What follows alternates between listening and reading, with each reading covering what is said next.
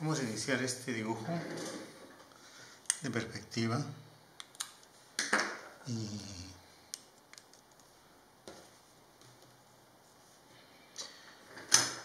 en verdad lo que he hecho es adelantarme en una hoja de formato A3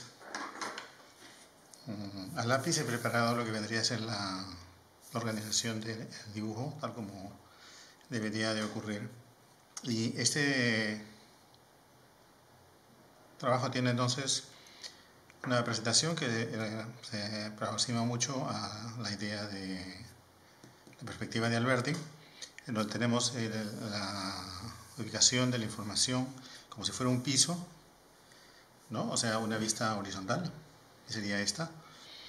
Luego tenemos por este lado una especie de vista de perfil, en donde básicamente bajamos las distintas aristas que conforman el volumen y establecemos las alturas, que ya conocemos, ¿verdad? Ya las alturas, algo que ya habíamos visto de manera anticipada, están presentadas al inicio de la información del video. Ahí ustedes pueden encontrar todos los datos que se refiere a la geometría de este objeto, la torre de Quino. La presentación entonces de este trabajo tiene esas tres partes: por este lado la vista horizontal, por este lado la vista de perfil y por este lado la perspectiva en sí. O sea, es exactamente como lo hace Alberti. La diferencia está en que en vez de trabajar con líneas que son horizontales, perpendiculares al plano de proyección y paralelas al plano de proyección, en este caso vamos a generar un giro. Es decir, vamos a trabajar con líneas que no son horizontales, pero no son relacionadas con el plano de proyección, perpendiculares ni paralelas. Tiene un ángulo. En este caso este es 60 grados y este es 30 grados. Entonces hemos girado la trama del piso para tener una situación diferente. Y eso nos lleva a tratar de construir una metodología que sea sumamente flexible, que no requiera de un montón de líneas innecesarias, sino solamente las básicas. Y para eso voy a empezar repasando la información que supuestamente esto representa. Recuerden que aquí estamos diciendo que esta es la torre, ¿verdad? Tenemos acá una cantidad de líneas que representan los peldaños de una escalera, ¿no es cierto? Voy a trabajar esto con tinta. En realidad no voy a pintar acá, voy a pintar probablemente en otra cartulina, pero en esta voy a trabajar la presentación del trazado de la perspectiva para que se entienda cómo es que esto se genera. Entonces tenemos esa información así. La torre ya sabemos que mide 5,50 metros por cada lado. Esta es una secuencia, me parece, de gradas de 30 centímetros y hay 20, o sea que hay 21 grados, ¿no? O sea, hay 20 divisiones, 21 grados. O 21 contrapasos, como también se le llama, o sea, la parte vertical de cada uno de los peldaños. De esos hay 21. Entonces, acá tenemos eso. Sabemos que en esta parte, aquí debajo, hay una... ¿Y no? A ver, 2, 3... Ya me equivoqué, estaba acá. O sea que aquí. En esta zona, abajo está ese arco que sabemos aligera la masa de piedra de esta escalera. Luego también acá las indicaciones de dónde empiezan los arcos, ¿no es cierto? Sabemos que los arcos van de aquí a acá. Este es el eje de un arco, ¿no? Pasaría hasta el otro lado del eje. Acá también tendremos el otro eje al medio, ¿verdad? Y aquí aparecería entonces la proyección de lo que vendría a ser el pilar que forma cada uno de esos grandes arcos que sostienen las campanas, ¿no? Y llegarían hasta este punto, y se proyectarían así. Entonces esta gráfica representa eso. Acá tenemos el volumen que mira encima, que es una especie de masa que ha sido recortada en el borde con esa forma de cuarto de cilindro, ¿no? Generando una especie de gran tambor en la parte superior. Y finalmente al centro, ¿no? Con una coincidencia geométrica con el ancho de los arcos, tendríamos la cúpula, que tiene en la parte superior el símbolo del cristianismo. Esa es la información. Vamos a establecer algunos puntos de referencia. Digamos que por aquí empezamos con el número 1, ahí tenemos el número 2, aquí el número 3, pondría el número 4, pero me parece que no lo vamos a ver. Luego tenemos otras cosas que son importantes, por ejemplo, donde empieza el arco, el lado izquierdo, X, donde termina, el lado Y. Por este lado tendríamos, si quisiéramos, R y S, para representar también lo mismo. Tal vez aquí vamos a poder visualizar, porque así lo estoy notando, este vértice de acá, y lo podríamos llamar el Z, ¿no es cierto? El Z. Después, obviamente nuestro plano de proyección, que en este caso lo estoy considerando como si al ubicarse en esta posición estratégicamente va a coincidir con el vértice 2, donde vamos a poder medir. Recuerda que podemos medir siempre la altura en verdadera magnitud cuando el plano de proyección en verdad llega a tocar el objeto. Es el plano de proyección, ¿cierto? El plano de proyección. Ahora, según la aproximación de Alberti, la idea para Alberti era si nosotros colocamos a un observador, este deberá estar a una distancia lo suficientemente alejada del objeto como para incluir todo el objeto, todo lo que quiere hacerse como parte de la perspectiva dentro del ángulo de 90 grados, algo así. Pero eso ha quedado demostrado, sobre todo en el último ejercicio de perspectiva de Kotawasi, que es un ángulo extremo para la visión, o sea, es demasiado amplio y lo que ocurre es que acaba distorsionándose cuando se aleja del centro.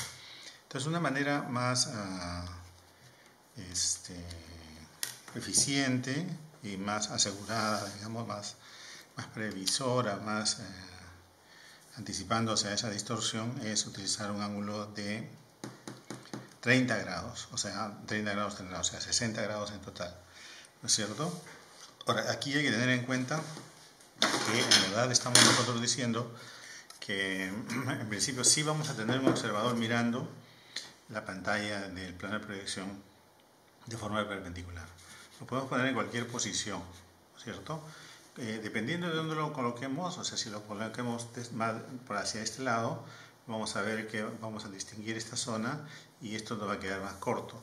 Si nosotros lo ponemos más hacia acá, vamos a distinguir más esta zona, ¿no es cierto? Y esto lo vamos a ver probablemente un poco más corto. Entonces, ahí depende de dónde querramos nosotros, si nos ponemos acá vamos a ver mucho más este ángulo, ¿verdad? Se va a abrir este ángulo. Entonces, dependiendo de dónde nosotros coloquemos el eje, vamos a ver de forma diferente el objeto. En este caso vamos a hacerlo coincidir con el punto, el vértice 2, el que está tocando la pantalla. Y entonces acá tenemos que considerar lo siguiente. Vamos a considerar el ángulo de 60, nuestra línea de visión y a ver a dónde nos da. En teoría, nosotros podríamos decir, bueno, si yo quiero, puedo partir de ese vértice allí, ¿no es cierto?, donde está empezando la escalera, con mi ángulo de 60, ¿verdad? Así. Y entonces ahí, ¿qué cosa está ocurriendo? Que estoy teniendo como una ubicación potencial en la vista en H, aquí en este punto al observador, ¿no? Este observador sería, en teoría, esta posición sería en teoría una buena posición para ubicar al observador, toda vez que tendría un ángulo correcto para ver sobre todo el extremo de la escalera, que es el que se aleja más hacia la periferia de su visión. Por otro lado, vamos a comprobar que ese ángulo de visión al que nos acabamos de referir de 30 grados, cuando se le indaga en la vista de perfil, también vamos a conseguir que ese campo de visión incluya todo el objeto. Entonces, para eso justamente vamos a trabajar con las alturas. ¿Qué es lo que he hecho? Acá traslado, digamos, los ejes, no sé, los vértices. Este es el eje 3 o el vértice 3, ¿no es cierto? Aquí lo que estamos diciendo es que el objeto está parado en una especie de línea base, que es el borde de la lámina, ¿no? Y aquí he bajado esta línea, entonces esta línea de acá también va hasta el piso, y luego tendríamos la línea 2 que justo coincide con el plano de proyección, ¿no? Sabemos que esto mide 11 metros, entonces vamos a darle los 11 metros acá, ¿de acuerdo? Y luego básicamente traer las líneas que corresponden con el tambor de 3 metros, que serían estas dos de acá. Aquí hay 3 metros, ¿no es cierto? Y luego traer las tangentes de la cúpula para, midiendo 1,25 m, poder representarla esquemáticamente así, ¿no es cierto? O sea que en teoría esto vendría a ser la forma general. No me interesa dibujar la escalera ni nada del resto, o sea, porque prácticamente lo único que es la indagación que nos interesa es, vamos a colocar nuestro observador observando, redundante, ¿no? Digamos que dirigiendo su mirada hacia nuestro campanario, y sus ojos están ubicados a 1,50 m, o sea que para él el plano del horizonte, donde está contenido el horizonte, está a 1,50 m en escalón de 100, por supuesto. Todo esto está contenido dentro de este plano, ¿no? Que aquí aparece de canto como una línea, pero en realidad es un plano que está pasando a la altura de los ojos del observador. Y entonces acá vamos a tratar de hacer esa comprobación, esa constatación. Es decir, si aquí está parado nuestro personaje con sus pies en el piso, ¿no es cierto?, sus ojos a esta altura, ¿a qué distancia debe colocarse para poder ver la cúpula? Y entonces ahí vemos que la información a la que tenemos que llegar es que esta debe estar aproximadamente a esta distancia. O sea, vamos a asumir que nuestro observador está aquí. Si está más cerca, no logra ver la parte de arriba, ¿no? Entonces tenemos que asumir que nuestro observador necesita esta distancia para poder conseguir este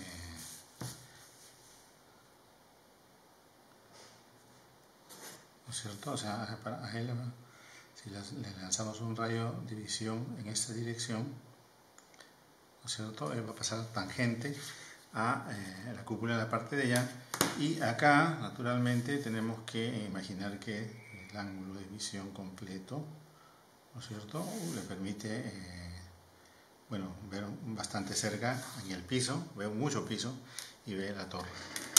Entonces, si traemos esta posición hacia acá, vamos a encontrar que en el eje, o sea, en la línea que nosotros hemos establecido como nuestro eje de visión, ¿no es cierto?, coincidente con este punto, en esta línea, ahí vamos a tener ubicado, mejor que no lo haga muy fuerte, ¿no es cierto?, aquí vamos a tener ubicado a nuestro observador. Fíjense que lo que en realidad ha ocurrido es que hemos traído esta posición que ha sido detectada con la ayuda del campo de visión, ¿no es cierto? Esto ha sido traído para acá, ¿de acuerdo? Lo estamos trayendo para acá y lo hemos intersectado con la línea del eje de visión, ¿no es cierto? Ese es el eje de visión. Entonces nuestro visor siempre va a estar en el eje de visión. Siempre va a estar ahí, ¿no es cierto? Lo hemos traído para acá. Entonces ahora ya hemos relacionado las tres cosas. En este espacio, sabiendo que todo este dibujo tiene 15,25 m, ¿no es cierto?, y que además hay una parte que queda por debajo del horizonte que son 15, vamos a asumir cuál es 15,25. 15,25 es más o menos hasta aquí, ¿no? O sea, 15 más 25, aproximadamente aquí. Entonces, digamos que yo pongo 1,50 m el horizonte, ¿no es cierto? Y entonces ahora lo que tengo es que mi horizonte quedaría establecido en esta perspectiva, en esta línea.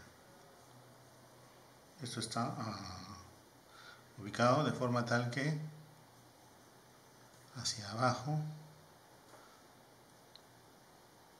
yo tengo 1,50 m. De aquí a acá hay 1,50 m. ¿De acuerdo? O sea que por eso este horizonte estaría definiéndose así, porque acá tengo 1,50 m y el 15-25 me permite decir que aquí voy a sacar toda la perspectiva de la torre, ¿no? O sea, no me va a faltar espacio abajo, no me está saliendo muy arriba, por eso escogí esa posición de la línea de horizonte allí, ¿ok? Para poder ubicar el dibujo de los 15-50 que tiene en una posición correcta. Luego vamos a hacer una construcción que tiene que ver con la idea del paralelismo. Normalmente nosotros desde el visor, cuando teníamos las líneas horizontales perpendiculares al plano de proyección y paralelas, decíamos cuando son perpendiculares, una línea que va como paralela a esas también, que pasa por el ojo del visor, choca con el plano de proyección, ¿no es cierto?, justo coincidente con esta línea, y cuando regresa hacia la perspectiva se encuentra en el horizonte como la que genera todas las líneas que van paralelas, ¿no es cierto?, van hacia ese punto, convergen, se fugan hacia ese punto. Son líneas todas paralelas que confugan a ese punto central. Pero en este caso no tenemos un punto central porque en realidad son líneas que están inclinadas. Entonces lo que hay que hacer es una situación parecida. Desde el observador o desde el visor vamos a trazar paralelas a las direcciones que esto tiene, que son dos. Tiene la dirección hacia la izquierda, que le vamos a llamar la dirección 2, ¿okay? A esta dirección vamos a llamar la dirección 2, y a esta, la de la derecha, le vamos a llamar la dirección 1. Entonces en realidad tenemos una perspectiva que tiene que construir paralelas en dos direcciones, ¿no es cierto? Son perpendiculares entre sí, pero no son relacionadas con el plano de proyección, sino solo en un punto. Así es que vamos a hacer qué cosa es lo que hay que a continuación preparar para poder continuar con la perspectiva. El razonamiento es el siguiente: si desde el ojo del observador trazo una paralela a la dirección de 1, que es esta línea que viene acá, ¿no es cierto? Esta línea es paralela a D1, a la dirección de 1. Entonces esta línea va a continuar y se va a intersectar con el plano de proyección. Como siempre, hay que traer esta línea hacia el horizonte, ¿no es cierto? Hacia nuestro horizonte. Con una línea vertical vamos a traer entonces y encontrar dónde está el punto de fuga, que sería el punto de fuga que corresponde a la dirección 1, y este ya está en la perspectiva, ¿no es cierto? O sea que es el punto de fuga que nos interesa.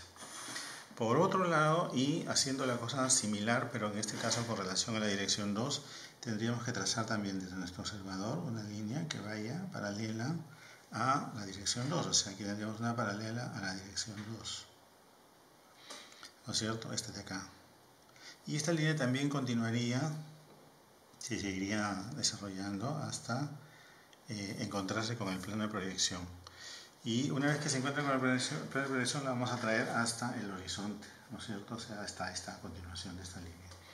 Debido a que el ángulo es de 30, suele desarrollarse de una forma bastante extendida y quedar habitualmente fuera de la lámina. Así que tienen que tener preparado alguna forma de marcar, sobre todo el punto de fuga que se encuentra en el horizonte. Cuando se encuentra con el plano de proyección, es un momento nada más, lo utilizan para traer, como en este caso, hacia el horizonte la referencia.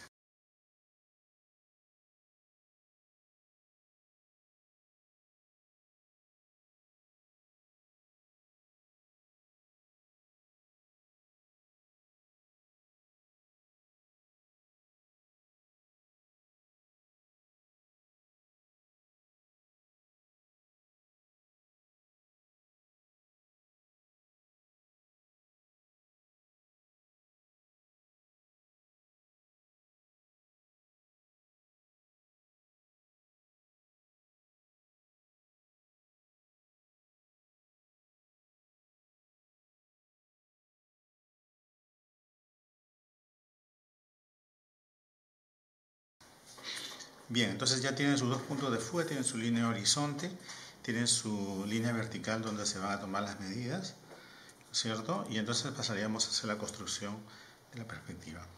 Como habíamos dicho, el punto de inicio de la torre en realidad está a 1,50 m por debajo del horizonte, porque es la idea que se ha adoptado acá, ¿no? El observador está parado, de modo que el plano del horizonte está a 1,50 m. Por lo tanto, debajo del horizonte hay 1,50 m. Lo que tenemos que hacer ahora es fugar, ¿no es cierto? Fugamos hacia el lado derecho, lo que sería el valor 0, y fugamos hacia el lado izquierdo, lo que sería el valor 0.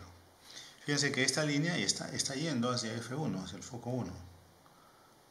¿Ok? Y la de acá está yendo hacia el foco 2. Por si acaso, no vayan a creer que es horizontal. Tenemos información sobre las alturas. Sabemos que aquí en esta parte la torre llega a 6 metros, entonces vamos a medir 1,50 m, 3, 4,50, 6, y entonces acá la torre llega hasta 6 metros. ¿De acuerdo? La torre llega hasta 6 metros.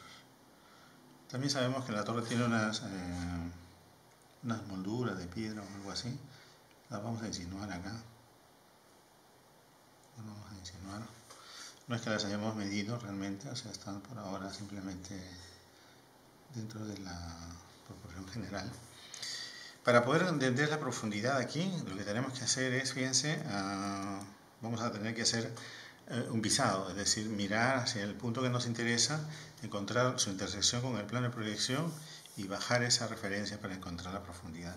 Entonces lo que vamos a hacer es visar, desde el visor por supuesto, el punto 3 donde termina la torre, traernos el plano de proyección y bajarlo. Y con eso vamos a encontrar esta línea. Esta línea entonces está ubicada de forma tal que responde a el haber podido visar esa posición y traerla hasta el plano de proyección. Si eso lo completo acá, vamos a tener que la apariencia de la torre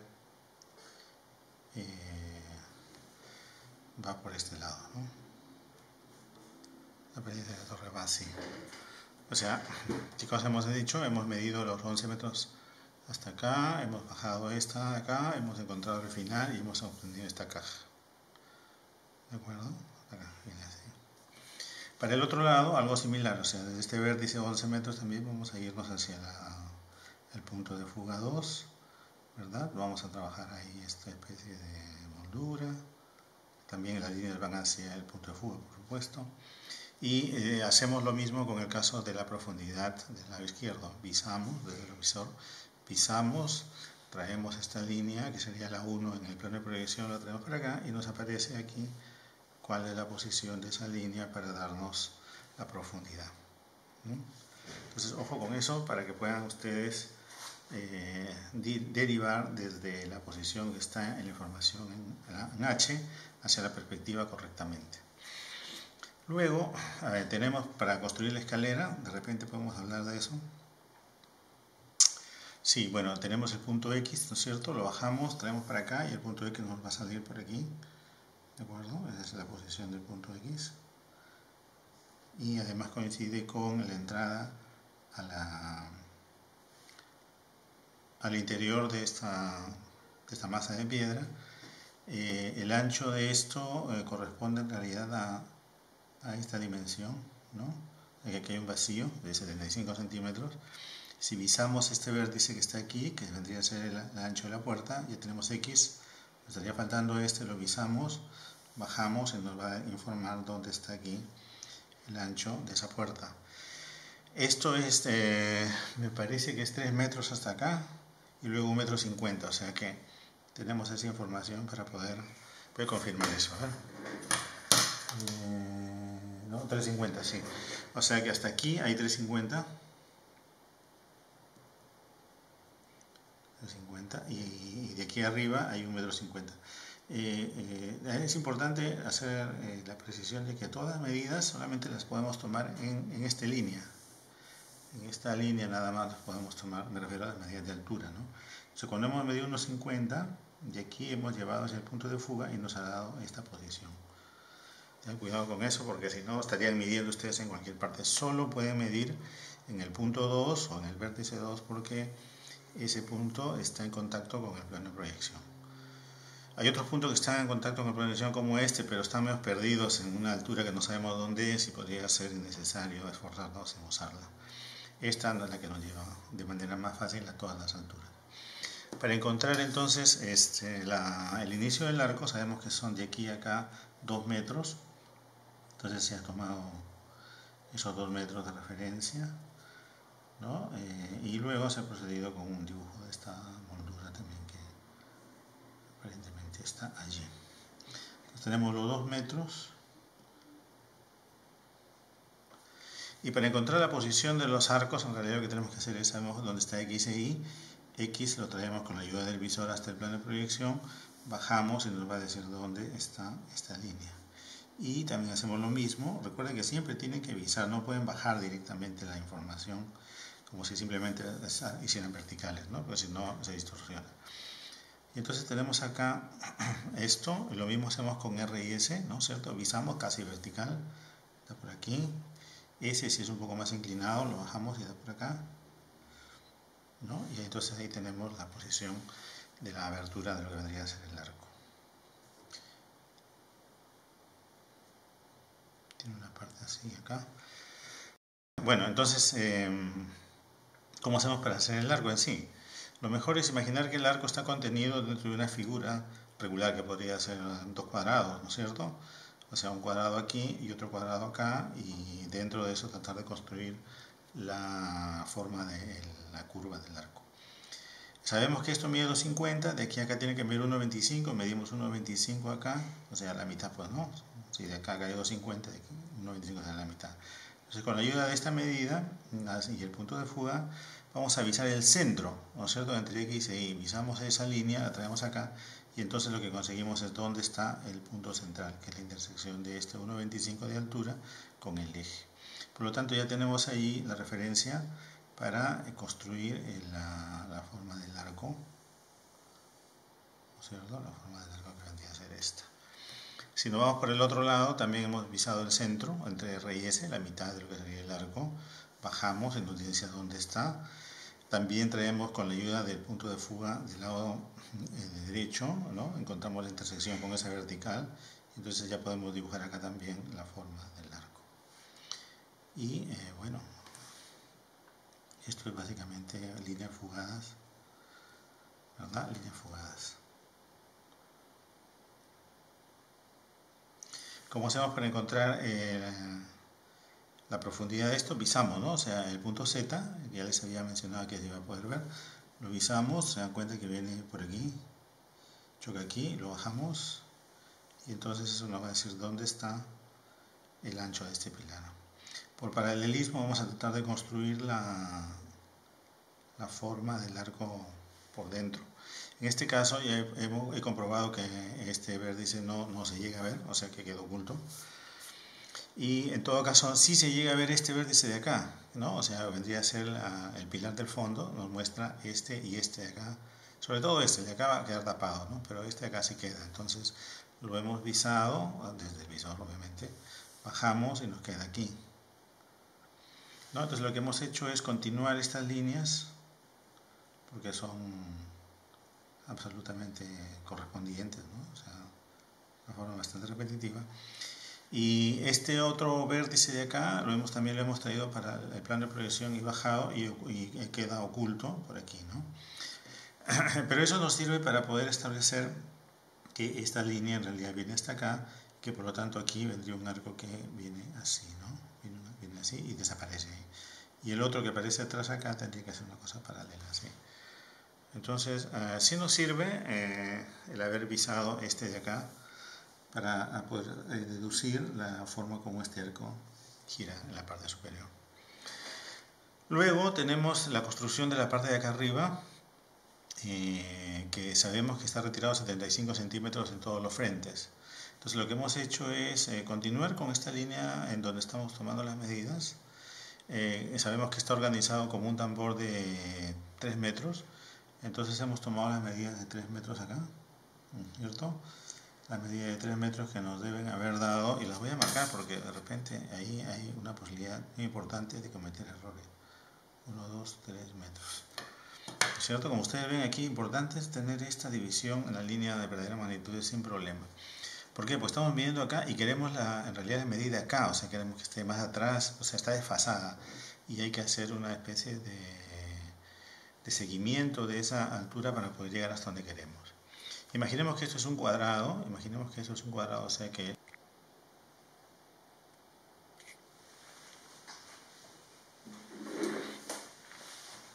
entonces para poder construir esto, lo que hemos hecho es naturalmente tomar en cuenta estas medidas de 1 metro que corresponde a cada una de las divisiones que contiene esta mole, y con la ayuda del punto de fuga hemos llevado hacia el lado de lo que sería nuestro punto de fuga 2. Lo hemos llevado en realidad hasta donde está este punto, o sea, con la intención de luego trasladar la medida a esta esquina. O sea, vamos a medir aquí la verdadera magnitud, vamos a trasladar hasta este punto y luego la vamos a llevar hacia allá. Como se nota, estoy haciendo una traslación de esa altura, primero en la dirección de las líneas de 2 y luego en la dirección de las líneas de 1. Entonces, para poder hacer eso necesito ubicar este punto, lo viso y luego lo traigo para acá, ya tengo la referencia. Entonces, cuando he trasladado los metros 1, 2, 3 hacia allá, he encontrado la posición en donde esos 3 puntos están allí. Y luego, con la ayuda del punto de fuga que corresponde con la dirección 1, he movido hacia la profundidad estos referencias, y ahora tengo que visar este punto. Fíjense que no viso porque aquí, como es una curva, es difícil de saber en qué momento necesito la altura. He reconstruido, digamos, la figura de este gran tambor para encontrar este punto, ¿no es cierto? Y ese es el que he visado y el que he bajado. Entonces, cuando he bajado este de aquí, ¿no? Y lo voy a marcar un poquito para que se note a qué me refiero, ¿no? O sea, primero visado y luego lo he bajado. Entonces, ese me va a decir dónde están las intersecciones que me interesan, que son estas 3 intersecciones, ¿no? Entonces, fíjense, primero he medido acá, verdadera magnitud, ¿no es cierto? Aquí está la verdadera magnitud. Luego he trasladado para acá y he encontrado en esta línea la posición de esos 3 puntos. Y luego he trasladado hacia atrás hasta esa nueva línea, en donde ahora ya tengo los 3 puntos.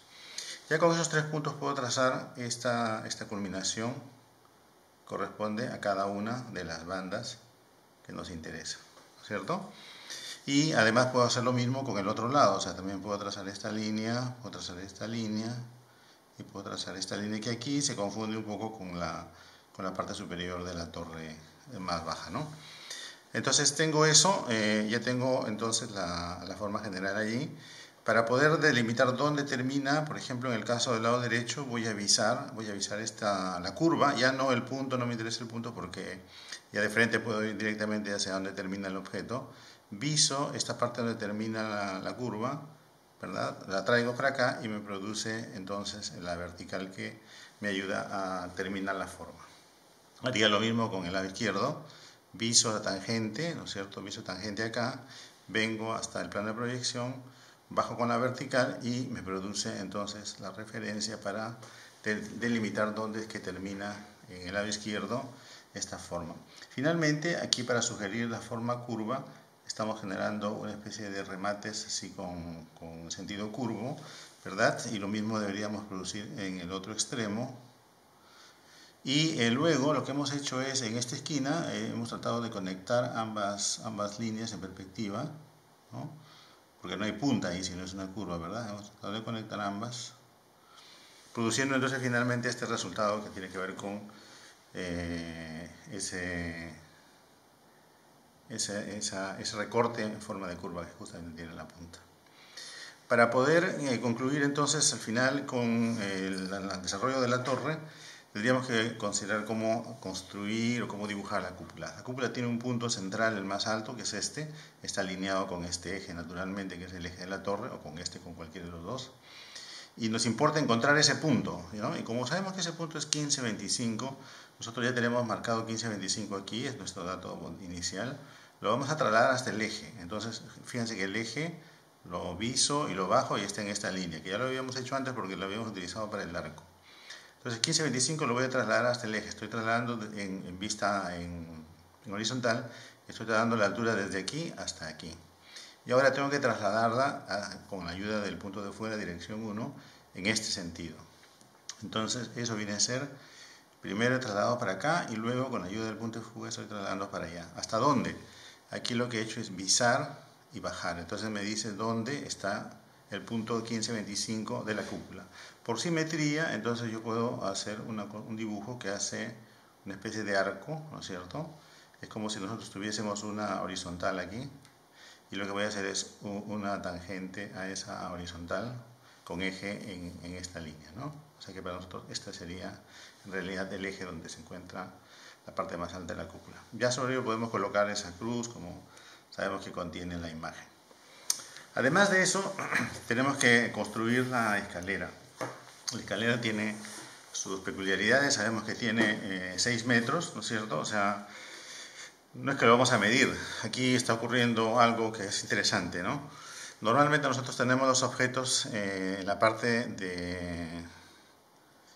posterior de la pantalla, o sea, nuestra pantalla, nuestro plano de proyección suele estar en una posición tal que hace que todos los objetos estén detrás. Pero en este caso, como es obvio, la escalera sobresale, ¿no? Se adelanta al plano de proyección, lo cual no hay ningún problema porque obviamente el plano de proyección no más que es una idea, ¿no? O sea, no pasa nada si los elementos avanzan sobre él y lo traspasan, como en este caso. Entonces, lo que sí tenemos que tener en cuenta es que cuando nosotros tomamos un punto que está en la parte de atrás como referencia para una construcción, nosotros visamos y normalmente decimos traemos el punto hasta el plano de proyección, o sea, lo traemos en el sentido de que viene de atrás para adelante. Cuando trabajamos con estas situaciones tenemos que hacer la construcción en el sentido inverso, es decir, en vez de decir voy a ir de atrás para adelante, voy a visar, por ejemplo, este punto, ¿no? El B, voy a visar el punto B y voy a llevarlo hacia el plano de proyección, ¿no? Entonces es un manejo inverso a cómo se hace con relación a los vértices o puntos de referencia que están después del plano de proyección. Entonces en este caso, digamos, me interesa encontrar el punto A porque yo ya tengo el vértice que correspondía con el vértice de acá y también tengo en realidad este acá, ese es X, ¿no es cierto? Según esto, aquí tenemos X. Y entonces X yo lo viso, lo bajo y me dice dónde está acá porque está intersectándose con el valor 0 del piso. Entonces para mí este es el punto X. Si yo uso entonces mi punto de fuga de la dirección 1, voy a tener esta línea que está aquí, ¿no es cierto? La línea que se extiende. Y para encontrar dónde empieza la escalera, lo que tengo que hacer es visar este punto, lo proyecto hacia el plano de proyección, lo bajo y me dice dónde está esa vertical. Ahí es la primera grada con la que voy a tener que considerar el desarrollo de esa escalera. Para encontrar el otro lado, el A, voy a visar también, ¿cierto? Voy a visar esto, voy a llevar hacia el plano de proyección, bajo y encuentro acá la vertical que correspondería con A. Obviamente en esta intersección voy a llevar una línea hacia el punto de fuga del lado izquierdo y voy entonces a reconocer ya dónde está lo que sería el primer peldaño. Luego sabemos que esto está en realidad midiendo 6 metros y esos 6 metros están divididos en fragmentos de 30 centímetros, lo que da 20, ¿verdad? O sea que nosotros en teoría tenemos que encontrar 20 fragmentos de este tipo, 20, ¿de acuerdo? O sea, ese es un dato importante. Luego necesitamos reconocer que para poder construir esta escalera tenemos que crear algún tipo de simplificación y eso ocurre que se resuelve mejor cuando vemos una de las diagonales o las dos diagonales para poder hacer esta secuencia de escalonamiento que es típico de la escalera. Entonces, para poder construir eso, nosotros sabemos que aquí la escalera tiene que llegar a 350, ¿no es cierto? Es un dato que ha sido establecido como preliminar. Llegamos a este vértice y llegamos a este vértice, o sea, tenemos dos puntos de referencia. Pero no podemos unir con este punto de acá, porque si no estaríamos uniendo la parte alta de una grada con la parte baja de una grada y entonces saldría una línea completamente no es operativa para poder hacer esto, ¿no? Si nosotros uniésemos todos los puntos superiores de la escalera, o sea, de todas las gradas, tendríamos una recta continua, ¿no es cierto? y esa recta, si la extendemos, llegaría y se estrellaría el piso aquí. Resulta que si nosotros nos damos cuenta, esta distancia debería ser como una grada más. Lo que quiere decir que yo podría medir aquí 30 centímetros más, ¿no es cierto? Solamente con la finalidad de poder hacer esta construcción. Y por ejemplo, en el caso del lado A, ¿no es cierto? Yo lo que puedo hacer es visar esto que he medido, lo viso, lo bajo, y entonces ahora tengo dónde está en el piso el punto que me interesa. Ese punto lo voy a unir con este de acá, ¿no? O sea, voy a tener la construcción de una diagonal que viene así. También ya puedo, habiendo obtenido este punto, visarlo para acá, traer una línea de fuga desde el punto de fuga del lado izquierdo hasta esta base, y desde acá trazar la otra línea que coincidiría con este otro vértice. Entonces tendría las dos diagonales si quisiera. Pero ahora tengo que construir las 20 divisiones, y para eso evidentemente voy a usar la opción de tales, ¿no? Voy a medir desde este vértice, donde empezaba la diagonal, voy a trazar una vertical, y voy a medir ahí necesito una cantidad de divisiones en este sentido, ¿verdad? Si yo tengo así 20, o sea, se supone que tengo 20, tengo 21. Tengo 21 de estos elementos verticales así, ¿ok? O sea, si tengo 20 horizontales, 20 da por punto 36 metros, 6 metros de la longitud de esta escalera, pero significa que tengo 21 de estos, por lo tanto necesito dividir esto en 21 partes, o sea, esta altura tengo que dividir en 21 partes. Para eso lo que estoy haciendo es lo siguiente: estoy midiendo acá 42, o sea 420, y estoy marcando cada 20 centímetros en escala en todo, hasta tener los 21 espacios, ¿no es cierto? Pero por eso es 42, 21 por 2, 42. Entonces lo que luego hago es el punto que correspondería a 420, lo uno con este de aquí, ¿no? Y luego trazo paralelas. Las paralelas me están produciendo intersecciones acá.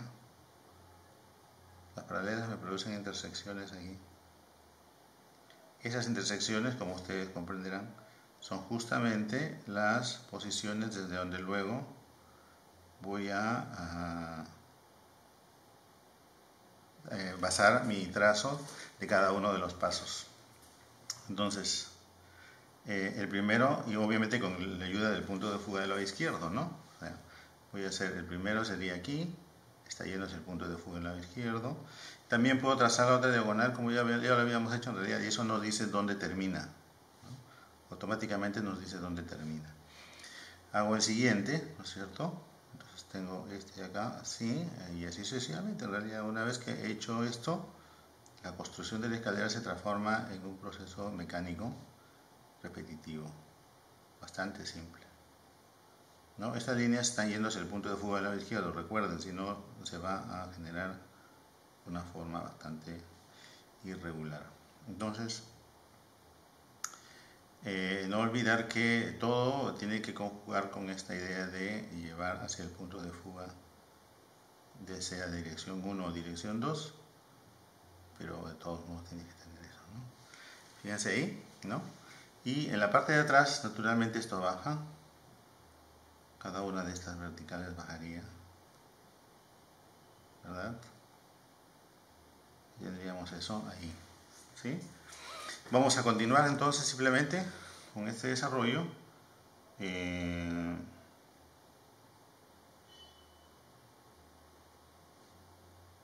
Repitiendo el procedimiento.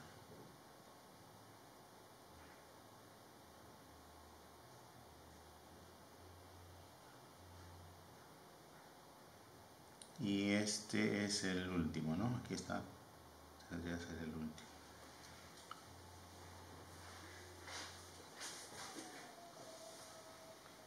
Entonces, incluso estas pequeñas líneas están en perspectiva, o sea, van hacia el punto de fuga de 1, ¿no?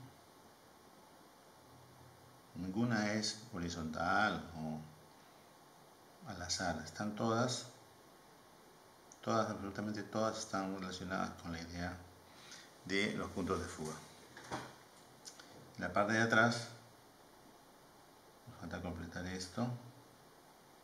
Acá seguramente que la escalera mostraría cierto nivel de detalle, ¿no? O sea que mostraría tal vez la línea que viene aquí y entonces aparecería la parte horizontal del peldaño, igual acá, pero parece que eso sería un poco excesivo, ¿no?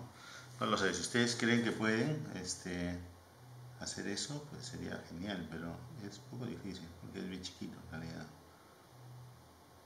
¿no? Pero se entiende que una vez que está debajo del horizonte ya podemos imaginarnos que estamos viendo en la parte superior de cada peldaño, ¿no? Por eso estoy haciendo esto, porque se supone que se puede ver la parte superior, ya hasta que llegamos ahí y empezamos a ver desde abajo ya no se vería. Entonces esa sería la forma como le damos terminación a esta escalera. Después nos quedaría por dibujar este vacío que hay debajo de la escalera, que tiene como un arco. Nos vamos a avisar esta parte, nos da aquí, ¿no es cierto? Nos da aquí. Vamos a avisar la parte de atrás que nos da acá, y entonces tenemos estas dos líneas. Sabemos que llega hasta más 1,50, o sea, hasta el horizonte. Y acá básicamente tendríamos que hacer la línea que va hacia el punto de fuga número 2. Acá también necesitamos la profundidad, naturalmente. Y lo que hemos hecho aquí para sugerir el techo, hemos trasladado, o sea, sabemos que este techo está a 6 metros. Hemos hecho el uso del punto de fuga para generar las dos líneas. Y hemos ido dibujando lo que vendría a ser el acabado de tejas. Y esa sería básicamente la perspectiva que ustedes tienen que construir. Esta imagen yo la voy a trasladar a un papel en donde voy a finalmente darle el acabado con la acuarela.